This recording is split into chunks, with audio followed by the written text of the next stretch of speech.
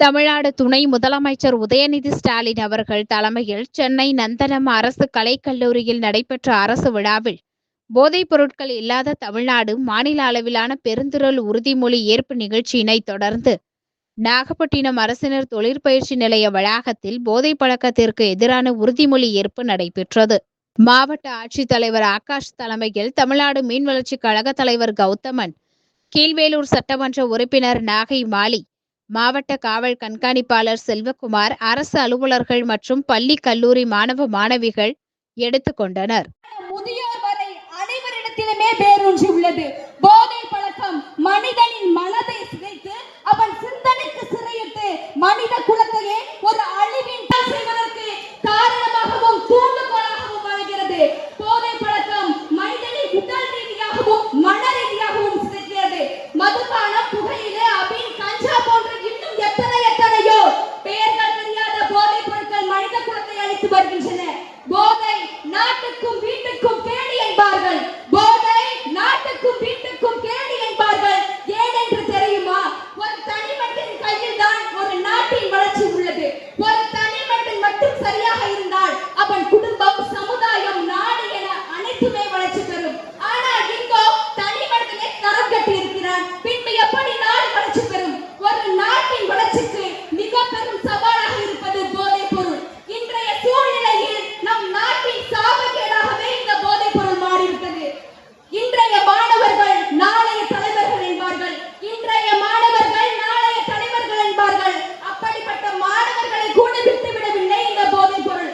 அனைவரும் ஒன்றை நன்றாக தெரிந்து கொள்ளுங்கள். ஒரு நாட்டை அல்லது ஒரு சமுதாயத்தை அழிக்க திட்டமிட்டு ஏவப்படும் ஒரு ஆயுதமே போதைப் பொருள் என்பதை நாம் புரிந்து கொள்ள வேண்டும். தடுக்க முடியும் என்று நீங்கள் நினைக்கிறீர்கள்.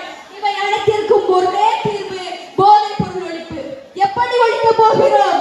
போதைப் பொருளை பயன்படுத்துவோரையும் அதனை விற்பனை செய்வோரையும், நாடு விட்டு நாடு, மாநிலம் விட்டு மாநிலம், ஊரு விட்டு ஊரு கடத்துவோரையும் இரும்பு கரம் கொண்டு ஒடுக்க வேண்டும். கடுமையான தண்டனைகள் வழங்கப்பட வேண்டும்.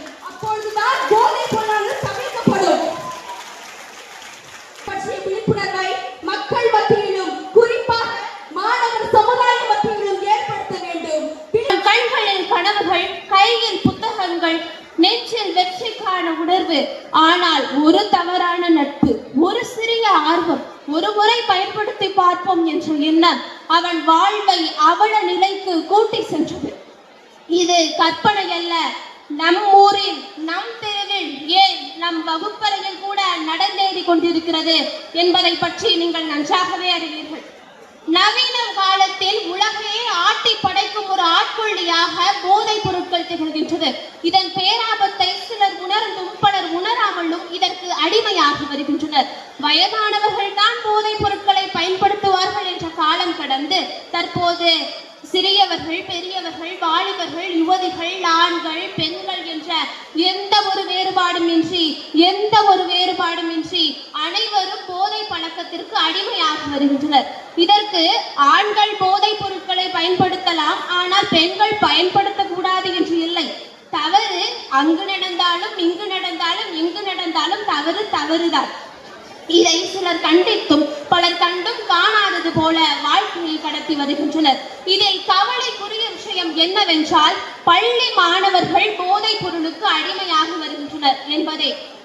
வீடுகளிலும் கடை தெருக்களிலும் மூளை முடுக்குகளில் விற்கப்பட்ட போதை என்னும் ஆட்கொள்ளி தற்போது பள்ளி வளாகம் வரை வந்திருக்கிறது என்று சொன்னால் அது நாட்டினை எந்த நிலைக்கு அழைத்து செல்லும் என்று சிந்தித்து பாருங்கள். இப்படி